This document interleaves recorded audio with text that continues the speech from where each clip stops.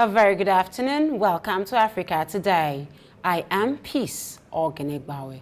First, let's talk the headlines. Buhari arrives Abuja after 3-day official visit to Madrid. Chad declares food emergency, calls for help. Still on the headlines, 4 Kenyans killed in Kajiado.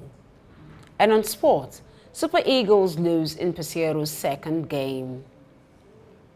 Now the news in detail. Nigeria's President Muhammadu Buhari has returned to Abuja on Friday at the end of a 3-day state visit to Madrid.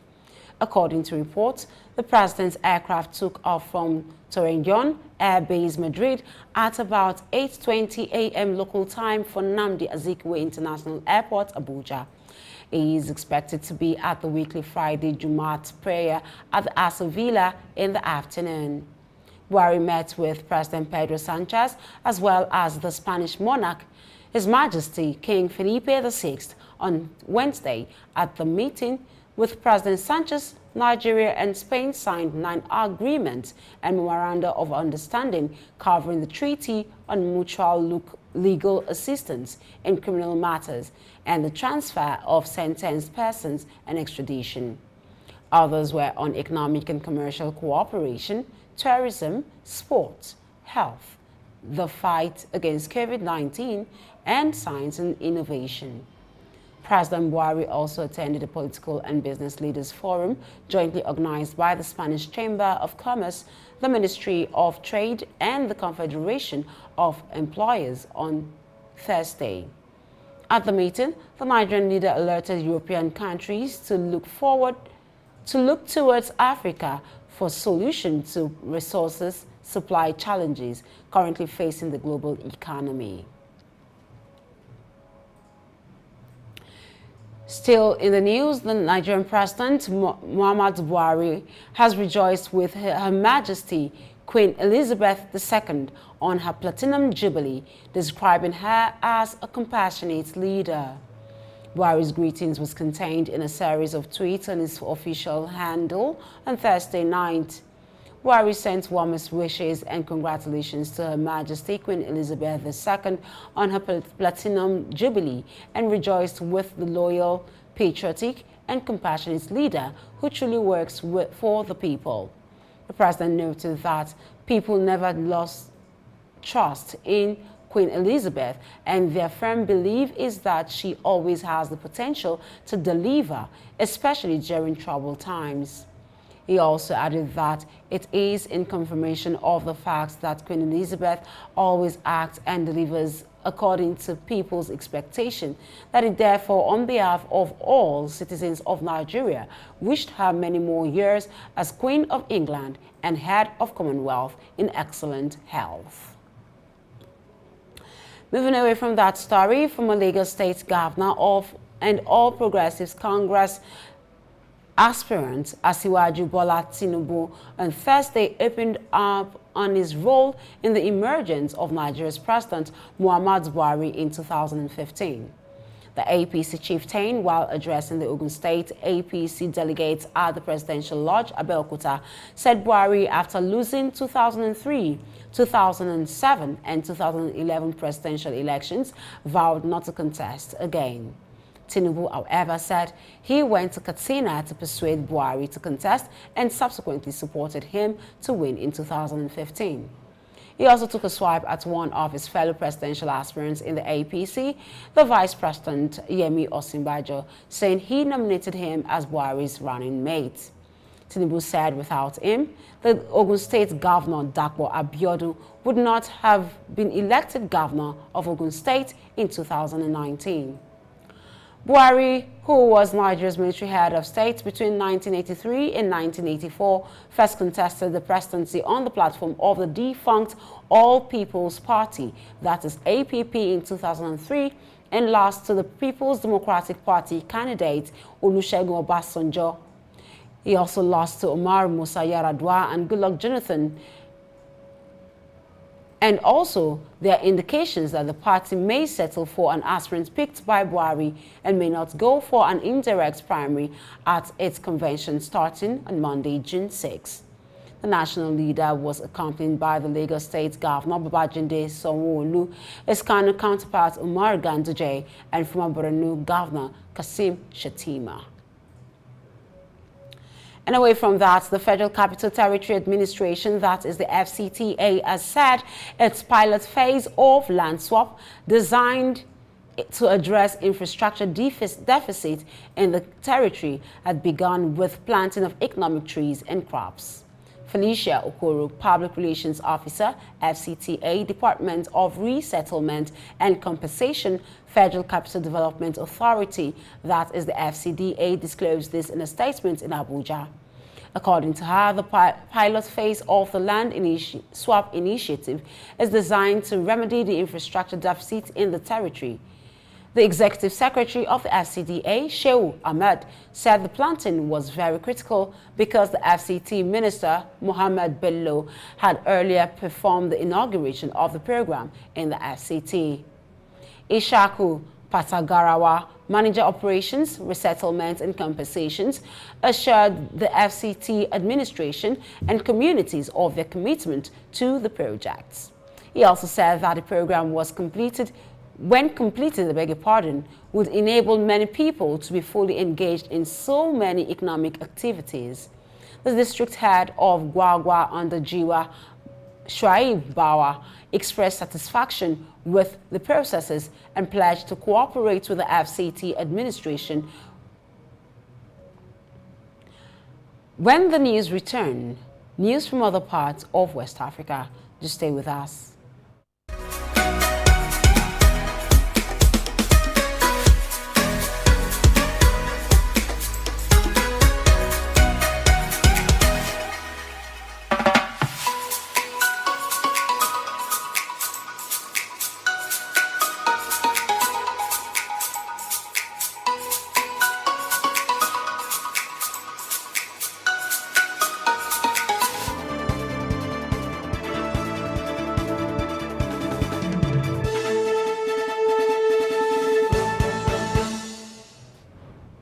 This is Africa Today on Hills TV. Welcome back. Chad's appeal comes after a meeting between the African Union, the AU chairperson, and the Russian president is scheduled today. The African leaders will mediate the war in Ukraine and discuss the release of stocks of grain and fertilizer whose blockage affects important nations. The government has called on all national and international partners to help the population, a decree signed by the Chief of Military Transition, Muhammad Idris Deby Itno. And it reads that the country has declared a food emergency in the country on Thursday, citing a constant deterioration of the food and nutritional situation and a growing risk of food scarcity if no assistance was given to the Sahelian nation. The United Nations estimated last year that 5.5 million Chadians, or more than a third of the population, needed urgent humanitarian needs.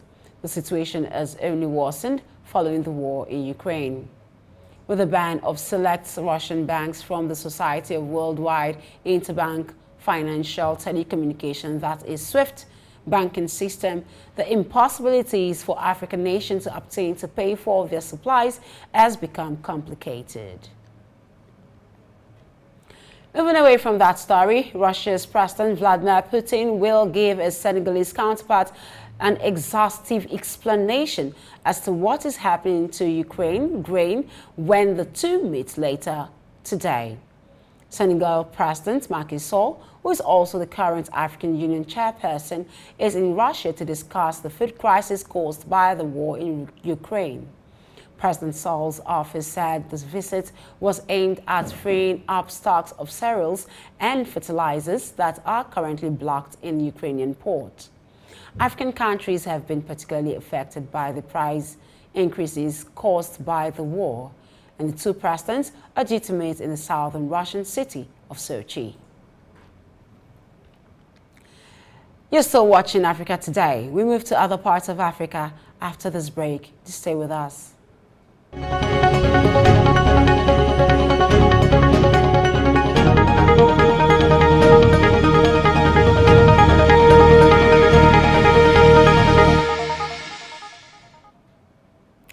Welcome back. We now move to Sudan, where Khartoum residents took to the streets Thursday to protest the Sudanese military regime and demand justice for the victim of a 2019 deadly sit-in. Demonstrators in the eastern and southern neighborhoods of the city blocked main roads, determined to voice their opposition. The fresh rally also came ahead of the anniversary of the 2019 deadly sit-in. The fall of another regime is precisely what at least 128 protesters demanded 3 years ago. They were killed during a June 2019 anti-government demonstration, and indeed a previous investigation has stalled since and was made even more complicated following the ouster of the civilian part of the transitional government. And now to Kenya, where 4 Kenyans were killed on Thursday after police opened fire on a crowd of protesters in Kajiado County, the eastern part of the country. Mashuru Police Commander Charles Chekpongs said 7 others were injured and admitted to a local hospital following the fracas in the Masimba area. The police commander said Chekpongs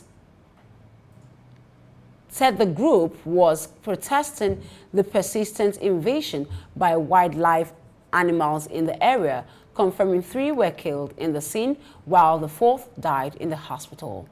According to him, an elephant had apparently killed a teacher in the area, and locals were angered by the lack of action from authorities. The locals also said the perennial wildlife invasion had caused the destruction of property in the area, and several women from the pastoral Maasai community, flanked by other villagers, carried banners and chanted slogans saying, we don't want elephants, as they barricaded the road with stones and trees. In December last year, a pack of hyenas killed 2 people over a span of 24 hours in a village just 50 kilometers east of Kenya's capital, Nairobi. And the same month, a leopard wandered into the house of a southeastern Kenyan after straying from its home in Tsavo National Park before rangers rescued it. In another incident last year, a lion caused panic in July after straying from its habitat in Nairobi National Park into a crowded neighborhood south of the city. Residents of Beira City in the central Mozambican province of Sofala have called for protection of local cemeteries amid reports of vandalism of graves. At the Mangalin Cemetery, more than 50 graves have been vandalized in the past month. The criminals are removing copper crucifix and other metallic objects. The traditional ruler responsible for the cemetery, Fernando Jaime, said the acts of desecration have been taking place in broad daylight. Carlos Casikusa, a resident of Mungasa local neighborhood, said the situation was the result of degradation of moral values. Up next on Africa Today is business news. Do stay with us.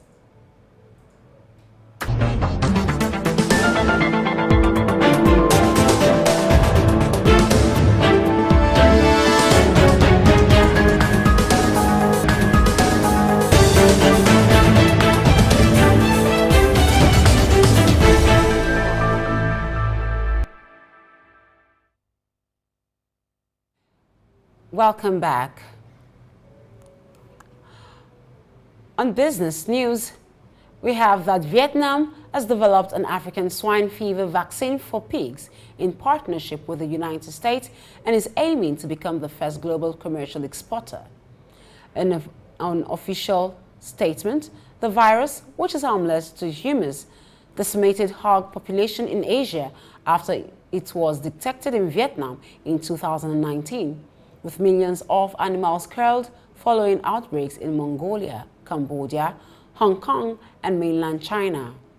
Pork prices rose dramatically as a result, devastating global food chains, with Vietnam among the worst hit in Southeast Asia. However, officials did not give a time frame for the vaccine's rollout or any indication of Vietnam's capacity to produce it to scale. But from 2020, Vietnamese researchers worked with the United States scientists on the Navet ASF-VAC jab. Tien said the Agricultural Research Institute of the U.S. Department of Agriculture had sent an official letter to the Department of Animal Health in Vietnam confirming that the vaccine is safe and effective. Meanwhile, 5 Vietnamese clinical lab trials showed 100% of vaccinated pigs were protected against toxicity in the laboratory. An official circulation license for Vietnam would be issued on Friday at a ceremony launching of the jab, and the Department of Animal Health had that to say. Moving away from that story, after 14 flight cancellations affecting over 3,000 passengers, the Airports Company of South Africa says it is working to rectify the fuel shortage at the OR Tambo International Airport in Johannesburg. The Central Energy Fund says it will assist international airlines to refuel should their suppliers be unable to provide aviation fuel. A ship carrying 100 million liters of fuel is currently docked in Durban, but that consignment is only expected to reach Johannesburg via pipeline next week. OR Tambo Airport's main supply of fuel is via rail, but flood damages to the network in KwaZulu-Natal region around Durban means it will not be partially reopened until June. The airport currently has just over 3 days of fuel left, but authorities are confident the measures put in place will prevent further cancellations. Up next on Africa Today is sports news. Just stay with us.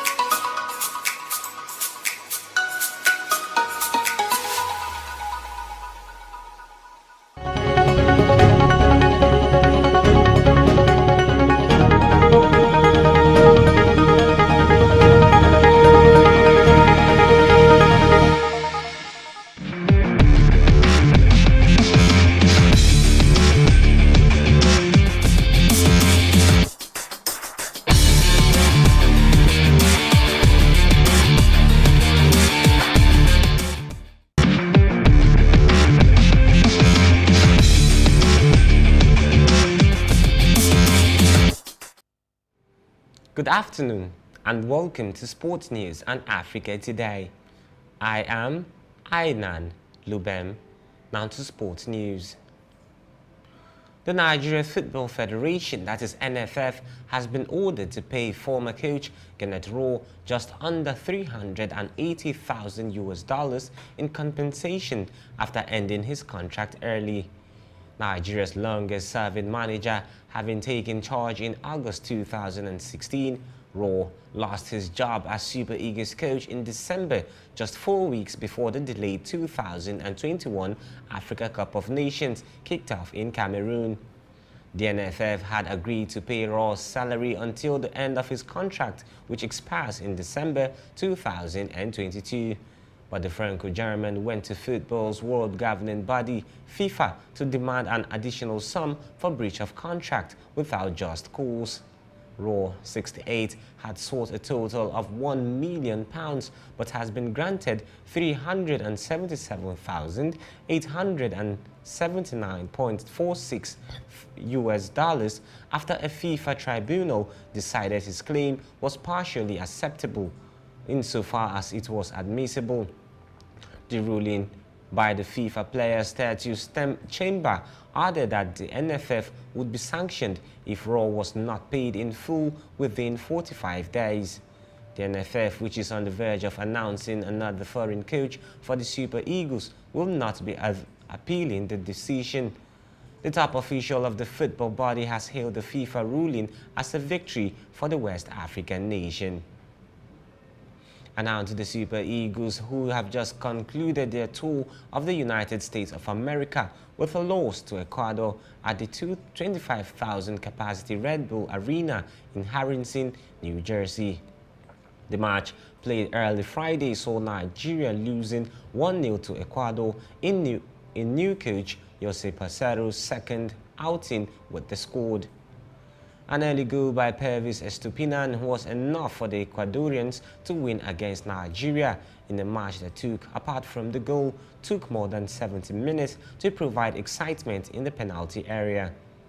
In what was coach Pesero's first outing with the squad, Nigeria lost 2-1 to Mexico in a game of two halves in Dallas on Saturday.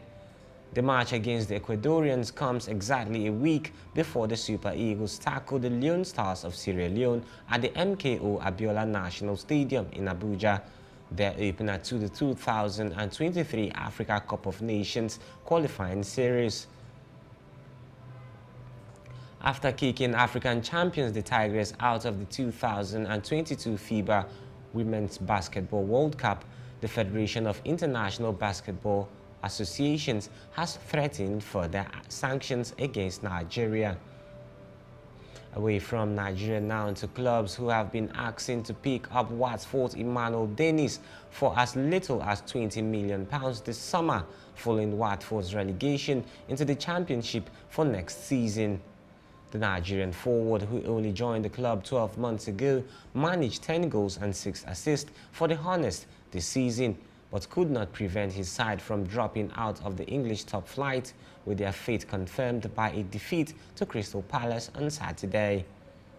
One of few who can come out of the disastrous season with any credit from a Hornets point of view, the 24-year-old is almost certain to leave the London club this summer and is likely to have no shortage of suitors. He will not cost a massive amount either by modern standards, with Watford demanding £20 million, but in truth likely to accept less for the man who has become a key part of their side.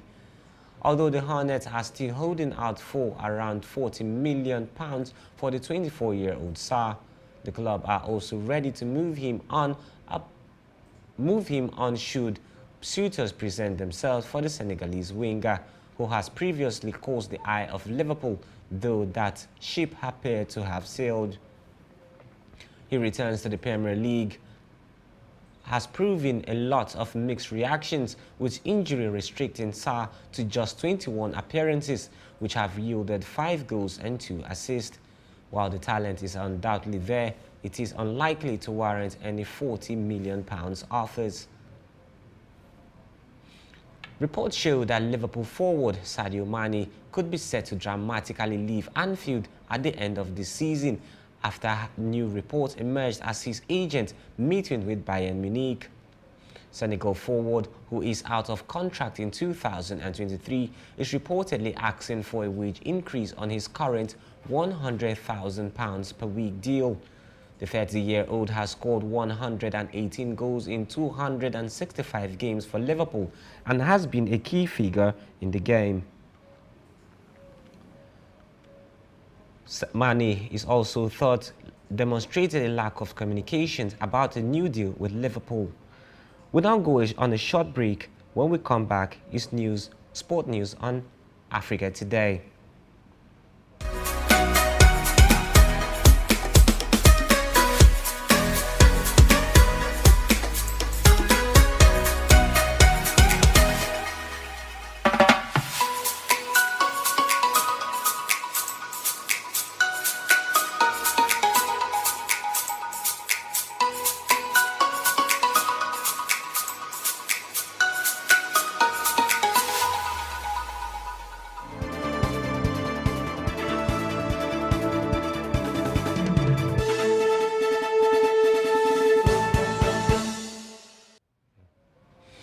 Welcome back and thank you for staying with us. And that's your sport news on Africa Today. Back to Peace for the rest of the news. Nan Lubem.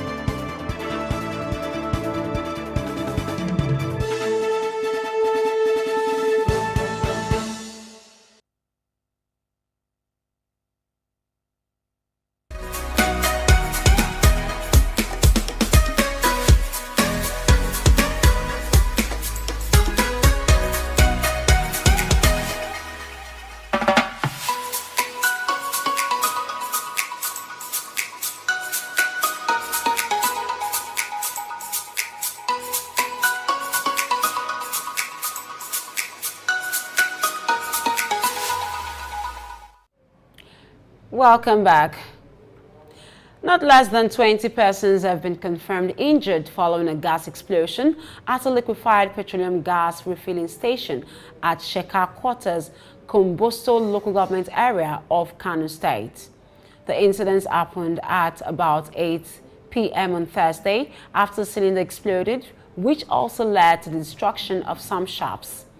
It was also gathered that the fire started when a fish seller was frying the fish near the gas refilling shop. When contacted, the public relations officer of the Kano State Fire Service, Saminu Yusuf, confirmed the incident.